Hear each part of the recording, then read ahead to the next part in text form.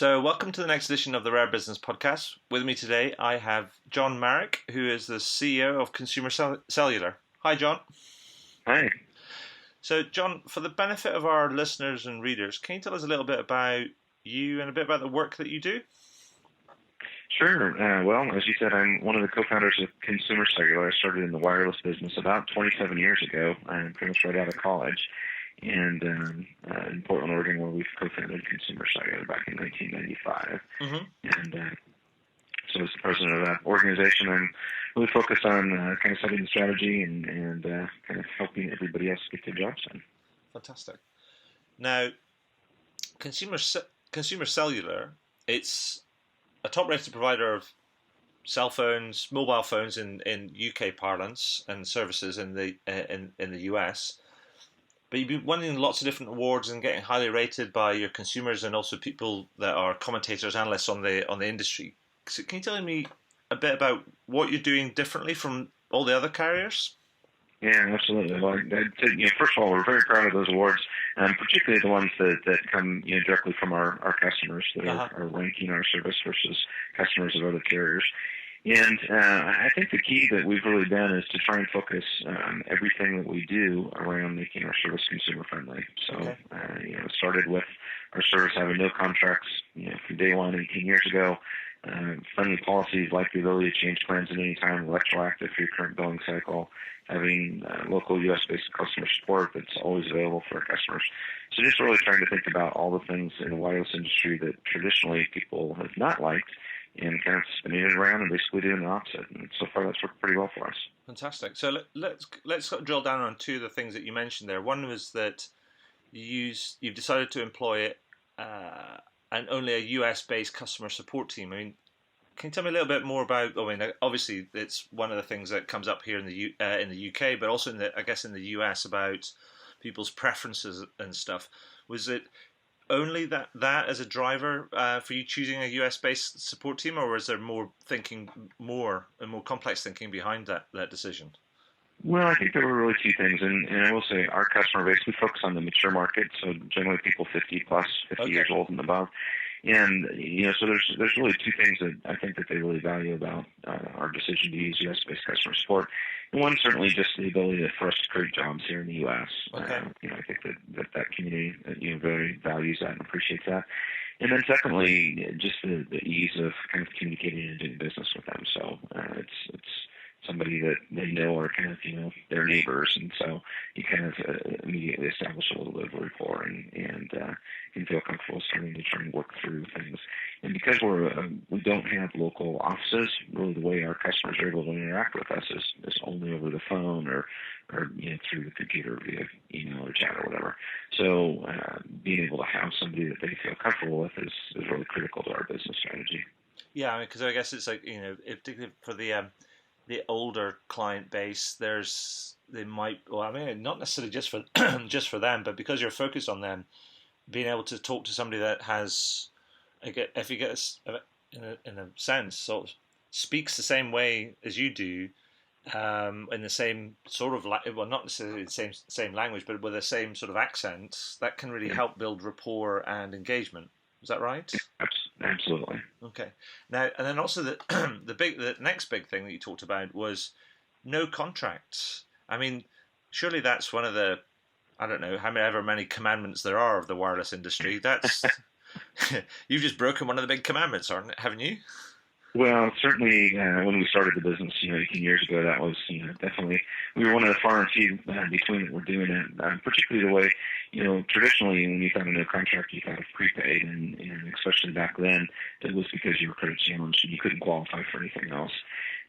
So when Consumer Cellular started and we knew we were going to be competing against, the big guys, the likes of AT&T and Verizon, Sprint, T-Mobile, we knew we had to be able to set ourselves apart. And our biggest challenge was really breaking through the clutter and the literally billions of dollars in advertising they're spending. Yeah. And so, when we looked at the new contracts, it really was a decision about our commitment to our customers. In order for us to be profitable, we need them to sign up and stay with us for a long time, just like any carrier does. Mm-hmm. But what we decided to do is rather than, essentially force them into that relationship with a long-term contract, is we were going to tell them, we're going to do such a great job meeting your needs, you're not going to want to leave, and we'll let you leave if we're not doing a good job. So it really kind of gets beyond that upfront barrier of, who is Consumer Cellular? Am I comfortable doing business with you? What if you don't live up to these lofty expectations that you're setting for yourselves? And I think that's what's been great about the contracts. It's not so much that we expect or want customers to come and go and say, please. We want them to be here for many, many years. But it's just they're not forced to be. And so we really kind of start off on the right foot with the customer that way. And are you seeing benefits in this approach when it comes to you've got a much, much lower level of customer churn because you're adopting a no contracts policy? Well, I mean, we're actually doing really well compared to the contract carriers. We're right in line with where they are, and significantly below kind of the traditional prepaid carriers. So even though we don't have the contract, I think we do a good job, or when we do a good job of targeting the right customer, finding somebody who's a good fit for us, and kind of doing a good job on that sales prospect, then there's not a reason for them to leave. And so generally they do stick around, and so our churn is similar to somebody that is under a contract. Okay, so that sort of refutes the whole idea about you have to have a contract to tie somebody in. What you're saying is actually if you treat them well enough and give them good enough service and something that they want, they will stick around anyway. Yeah, absolutely. We've certainly been able to prove that. Cool. And another big metric for wireless carriers is sort of ARPU, or average revenue per user. Have you seen an impact on that? I mean, are people? I know that there's some people, they are very conscious of their contract and their arrangement and their bundle of goods and services, whether it's text or data and voice kind of minutes, particularly when they're under a contract. Have you seen actual usage of your phones sort of go up? Do you end up then? I suppose in short, does that mean that you end up having more valuable customers? So in addition to kind of targeting that senior population, the older crowd, we also really kind of focus on somebody with a little bit more casual usage needs. So generally our revenue per customer is going to be a little bit lower than what the big carriers are targeting. And that's kind of by design, because that was really one of the voids in the marketplace. If you look in the U.S., you've got a lot of people that are going after, kind of the early adopters, power users, business users.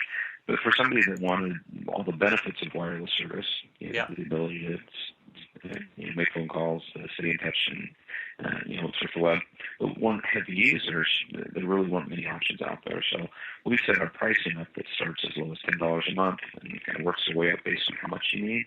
And so we kind of by default end up attracting a bigger crowd of people that fall into that more casual and convenience use need, which tends to bring down our average revenue. And we also kind of mentioned our ability for our customers to change plans at any time. And that really is kind of by design as well. We would much rather have somebody drop down if they're staying at home for a month and they're not going to be using their phone very much because they've got a landline at home. We're more than happy to have them drop down a rate plan, save a little bit of money that month, but be happier with our service, be more satisfied, so they'll stay longer as opposed to maybe getting a little bit more revenue up front and not necessarily building that long-term rapport. Does that mean that rather than being, so you're not pay as you go, you're not contract, you're sort of a hybrid sort of bit in the middle where it's an agreement that this is how much that they agree a plan and they pay you that amount per month, or how does it actually kind of work in practice? So it really is, hybrid is a great term to use, and it's kind of ironic from a customer's perspective. They really love what we offer. In the industry, it's almost kind of hard to talk about because we don't fall squarely in one camp or the other. Sure. So from a billing perspective, it's very much like a postpaid agreement. The customer's going to choose one of our rate plans, and whatever rate plan they happen to be on at the end of their billing cycle, that's the charge that's going to appear on their bill. We'll send them a bill, and then they would remit payment to us. So very much like a postpaid customer would be. The difference is they're not locked into any contract, and they've got the ability to change that rate at any time. So that, there's no penalties or fees if they want to go up or down in the amount that they're using in a subsequent rate plan that they choose. And tell me, do you proactively monitor your customers' accounts and such that you also help them better understand whether they're getting the best value for money out of the plan that they've chosen? We do. That was one of the things that I think we learned several years back, probably about 5 years ago now, that we'd always had the ability for our customers to change plans all the time, and we were always reminding them, you should be monitoring your usage, make sure you're getting the best value as possible. But they don't, right? Yeah, but they wouldn't, exactly. And then you end up with kind of that uncomfortable conversation where it's, gee, if you'd only changed your plan when you had the chance. So we introduced our usage alerts, and it's been a phenomenally successful program for us that really builds a lot of rapport with our customers. Because normally when your usage changes, sometimes it's planned, I'm going on a trip or whatever, but lots of times it's unexpected. I have a family emergency, it causes me to use my phone more than normal, or something happens, and the last thing I'm thinking about is, I should call my wireless carrier and change my rate plan. Yeah. So we'll actually watch their usage, and if they're starting to approach the limits on their plan, then we'll send them a text message, an email, or give them a phone call and say, gee, it looks like you might want to consider changing your plan or slowing down your usage if you need to stay within your budget. Sure. So that way the customer certainly has a choice, and we get a lot of very positive responses from customers about, thank you so much for watching out for me, and that really kind of took it to the next level in terms of our customer engagement. Fantastic. Now, thinking about the sort of the wireless or the mobile sort of market sort of generally, I mean, do you think that all carriers are going to start going this way, or are we all stuck on the, or most carriers stuck on the pay-as-you-go and contract-based market, or can you see more people adopting a hybrid type of approach? Well, I certainly think, obviously there's lots of different ways to do business, and many people can be successful with different models. Sure. We've certainly seen, as kind of the customer demands these types of changes, the industry changing here in the U.S., and I think that there'll be slow movements. It's, some of those guys have some pretty big ships, and there's a fair amount of risk. I mean, it's easy to say things like, we're going to provide a great customer experience so you don't need to leave. Mm-hmm. It's a whole other thing to be able to do that. So I think that there will continue to be, minor shifts as people, all companies try and figure out how they can do a better job servicing their customers. I think what Consumer Cellular has really been able to do is set ourselves apart by, it's not one thing that we do, but it's the entire customer experience. The fact that you have no contracts, you can change your rates, our great customer support. You package all those things together, and that's what really has allowed us to set ourselves apart, and where I think we'll continue to distinguish ourselves in the industry. Excellent. Now, in your experience, I mean, is it just the economics and the business model, like being wholly pay-as-you-go or pay-as-you-go plus contract? Are those the big barriers that stop other firms from adopting this type of approach, or is there more to it than that? I think the biggest thing is really kind of the risk and the fear factor, if you will. And, they've got a business model that's pretty well set, that's worked pretty well for them, where they have kind of almost guaranteed revenue because of the agreements that are in place in the relationships. And so it's a pretty big leap of faith to make a change for them. Yeah. So yes, I understand this sort of the idea about fear and risk and things, but it's, I guess, if you don't have the contract and you don't have the guaranteed sort of revenues, I'm pretty sure that's probably going to make you work harder and stay on top of your game to make sure you're delivering that service and experience. Yeah, absolutely. I mean, I think that every day we know, every one of our customers could choose to either continue to do business or leave. So it definitely forces us to constantly be thinking about what are the things that we can do better, and how do we better service our customers. And I think on the customer side, it kind of equalizes the relationship. They also know that we're going to work hard to meet their needs, and that there's kind of that level of expectations on both sides as opposed to more of a one-sided relationship. Yeah, because I mean, you said something there. We talked about that it equalizes the relationship. I really like that as a term because actually, I think if you ask anybody who's got a contract for something, in many terms, it feels like you don't necessarily. Whilst yes, if you think about contracts and legal frameworks and things, yes, you have a choice to enter into an agreement, but once you're locked into an agreement, you don't really have a choice, and you can get frustrated with it when you don't necessarily have much flexibility within that. So I think it's a really good way of looking at it, is that it equalizes the relationship. I really like that. Yeah, as well. Great. So, John, what's the plans for Consumer Cellular and, for the rest of this year and beyond, apart from world domination, obviously? Well, that's our first goal. To tell you the truth, a lot of it is much of the same. We feel very fortunate. For the last 7 years in a row, we've been able to maintain about a 30% growth rate, which is pretty phenomenal. We have a lot of exciting things coming on. We recently brought on iPhones as one of our equipment options for our customers, which has been wildly successful for us. Uh-huh.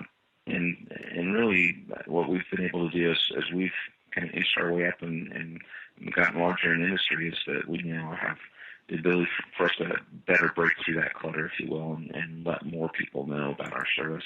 And that just feels really rewarding that we know that we're helping a larger group of people, that they now know that there's options to the big carriers and some of the traditional policies that they really don't like. So we're excited about just continuing to take our message out and bring on more and more customers.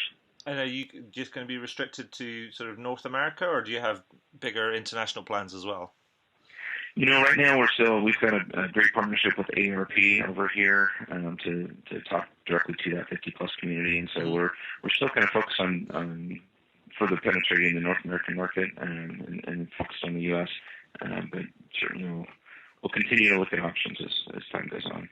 Okay, so John, before I ask you my final question, is there anything that you'd like to add around consumer cellular, or your experience in the market, or delivering a great customer experience, engaging with your customers, something like that, as somebody who's, I guess, leading the market in your own way?